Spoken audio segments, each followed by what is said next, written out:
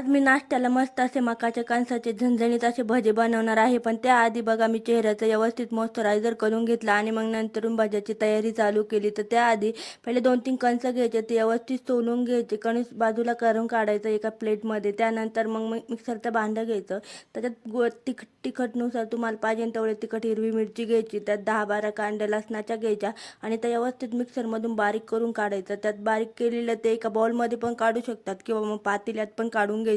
ते काढून झाल्यानंतर चवीनुसार पाहिजे तेवढं मीठ घ्यायचं आणि त्यामध्ये थोडीशी कोथिंबीर टाकायची.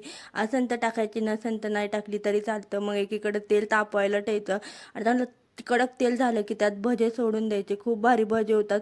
पण एक करायचं, मकाचं कणीस गोड नसलं पाहिजे, ते थोडंसं असं पिक्के असते ना त्याच्यात कणसाचे भजे बनतात, कारण की गोड गोड कणसाच्या भज्याचे ते तेलातच विरघळून जातात, ते हे लक्षात ठेवा. त्यानंतर मग रिलायन्सला जायचं होतं, मग थोडंसं सामान घरचं बाकी होतं, मग ते घ्यायला गेलो होतो. आणि मूळ म्हणजे आमचे गहूच संपले होते. म्हणलं मग गहू पण घेऊन यावं. तर इकडं 40 रुपये किलो गहू झाला आहे.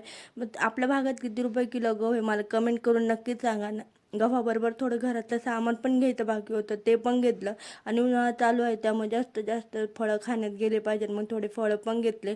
आणि त्यानंतर फळं घेऊन आणि सामान घेऊन निघालं तर डुग्गू बघा किती हे होऊन गेला. आणि ऊन खूप पडले ना, त्यामुळे तर अजिबातच सहन होत नाही. त्यामुळे हे झाड बघा किती छान हे होते, याला कोणतं झाड म्हणतात ते पण सांगा.